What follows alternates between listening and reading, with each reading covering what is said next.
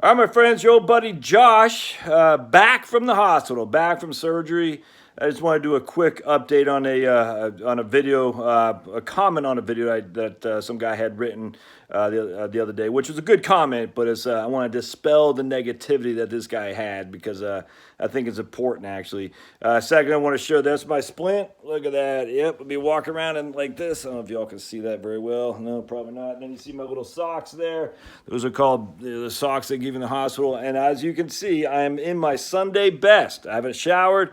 Haven't shaved, haven't changed, nothing. I'm not even sure how I'm going to take this thing off and wish to change my shirt. But I did want to do a quick video. And again, sorry about my appearance. What are you going to do? It hurts, not going to lie to you. The lady's like the nurse called me this morning, which is nice. The folks at Piedmont Hospital are fantastic in terms of bedside manners, friendliness, and just loved them. They were great. It was just wonderful people, personnel down there. Piedmont Hospital, is that what it's called?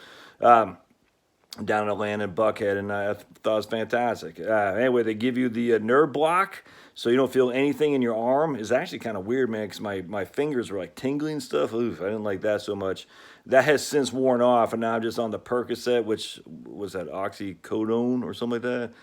Is that what Rush Limbaugh was addicted to, or is that OxyContin? I don't know. It's Oxy something, and there's OxyContin. Is that the same thing as oxycodone? I just know it's Percocet, and it says oxycodone. So I take that every 6 hours, and every 3 hours I take a couple ibuprofens, and then by Saturday is what they told me I should be feeling a lot better. But this is a pain, no other way around. It's painful. It doesn't hurt.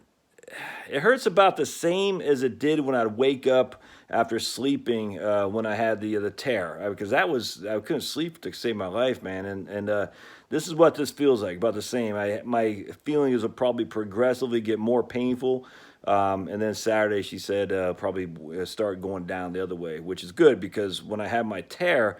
Man, it was just getting, I mean, just sleeping at night. You wake up and it'd be just pain. You couldn't get a good night's sleep. In fact, a guy I was talking to in there, his wife was getting surgery for carpal tunnel, and he's like, these you could tell they're working out. A nice guy, working out people and whatnot, athletes and whatnot. And he was like, she can't sleep. Like she'll wake up just in major pain, and for like a year she hasn't got more than like 3 hours sleep at any time. I said, man, I know that's kind of the way I'm feeling. That's not good for your body. Your body needs to sleep.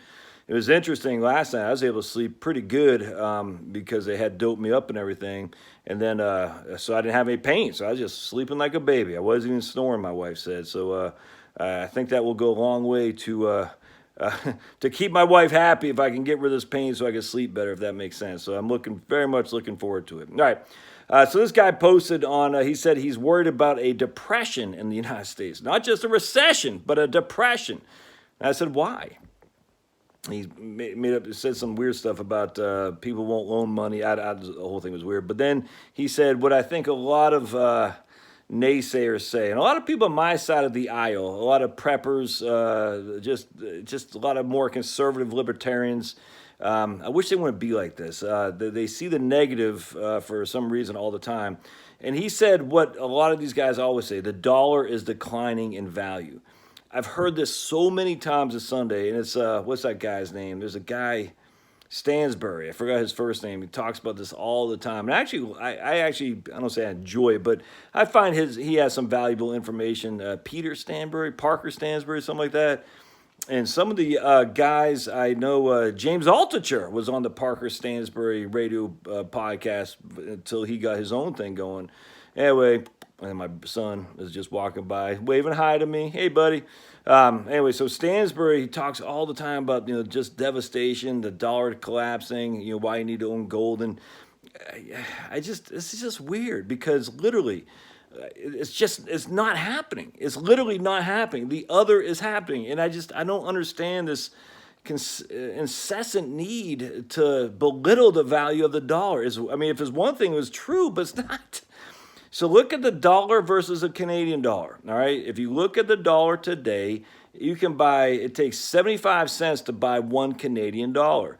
Go back 5 years ago, it took like 90 cents or 89 cents or something like that to buy 1 Canadian dollar, all right? So you can go to Canada today with your US dollars, your greenbacks, and buy a whole lot more goods with the greenbacks than you could just 5 years ago. What's that, about a 15% increase in value? It doesn't make any sense. The US dollar versus the euro. I think it was back 5 years ago, it took $1.34 to buy €1, and now it's like $1.13. And I mean, again, my daughter is out there right now, but you can just go look on any stock chart if you want. You go to Yahoo Finance or just type in Google or Bing, say U.S. dollar verse, and they'll give you any currency you want. It's I don't this idea that the dollar is dropping in value is just it's just weird. It's like we have this need to have negativity running through our head, as if it's just odd to me. You can't have a dropping value in dollar and inflation as low as we have. And this is what this one guy's argument was, is like, but he was saying the dollar is getting killed, inflation hasn't gone up, and thus that's a problem. Like, well, that inherently doesn't make any sense. I mean, you just look at the numbers, please. And another way you know is, as always, just look at the 10-year Treasury.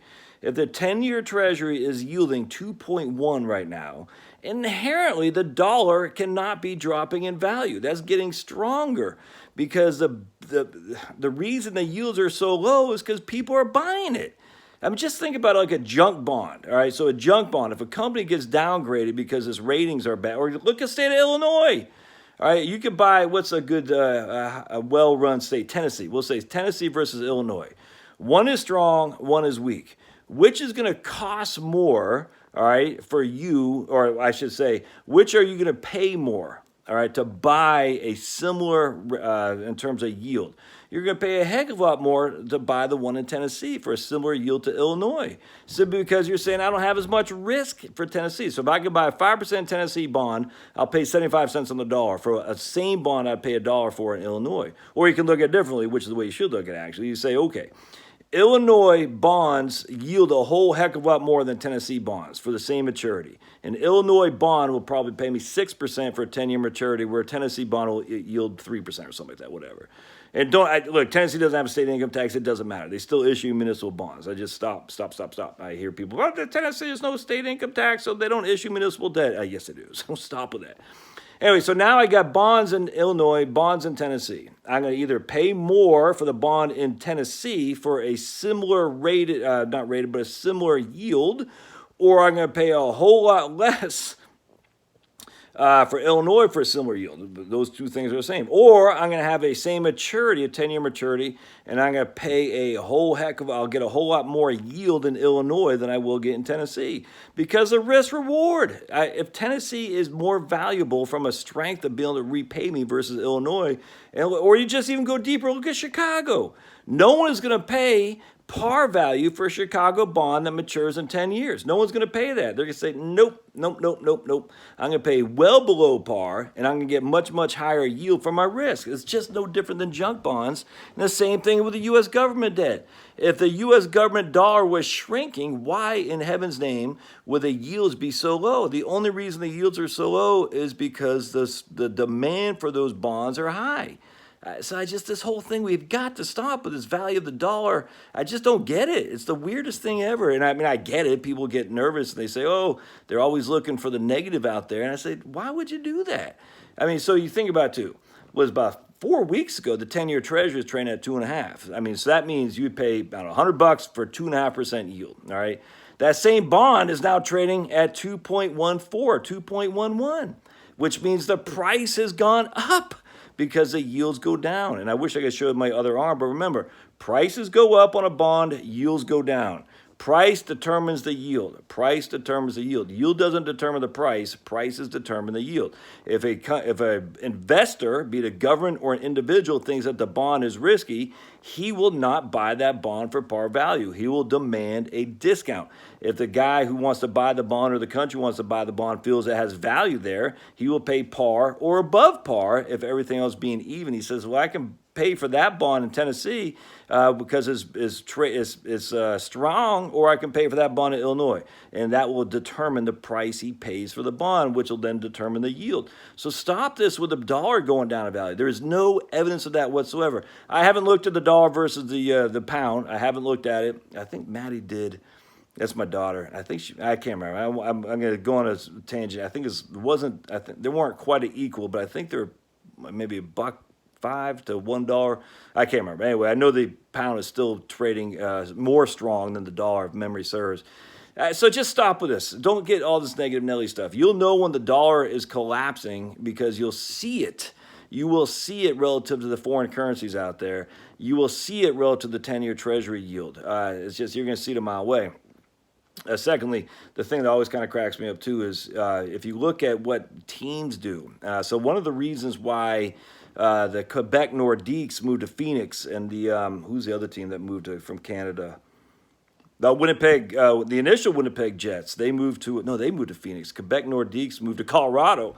Quebec Nordiques moved to Colorado. Winnipeg Jets moved to Phoenix, and then Vancouver Grizzlies moved to Memphis or something like that. I don't follow basketball that much, but in the hockey, two Canadian teams moved south of the border in the 90s. Why? Well, because the value of the dollar was stronger in the United States. It's hard for them to compete with the Canadian dollar being so low. You fast forward, I think it was like in 2010 or something like that, before old Trudeau took over, and the Canadian dollar is much stronger than it is today relative to the U.S. dollar, and that's when you saw the Atlanta Thrashers moving to Winnipeg.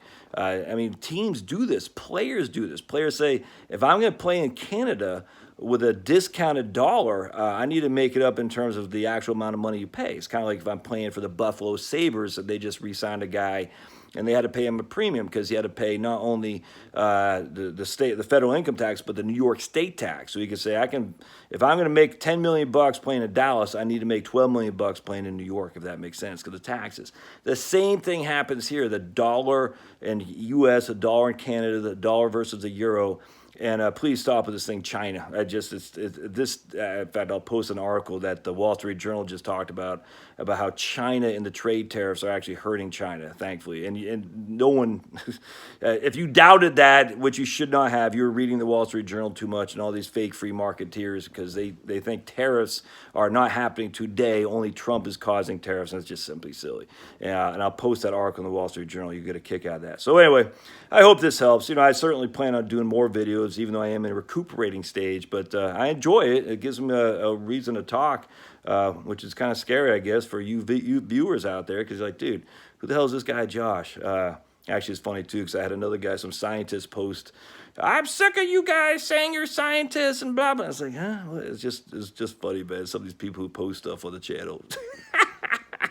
I just laugh. I laugh. Now, my man who posted about the dollar collapsing, I don't think he's an ignoramus. I just think he doesn't know. I mean, that's ignorant means you don't know. It doesn't mean you're stupid or belligerent. I just think he doesn't know. And so hopefully I was able to, I don't know, maybe get him off the ledge, so to speak. The scientist guy who posts some mean stuff, you got to laugh at mean people, because that's how you mock them. Mock and laughter work wonders to get people to just stop. Life's too short. All right, we'll see you next time. Thanks, guys.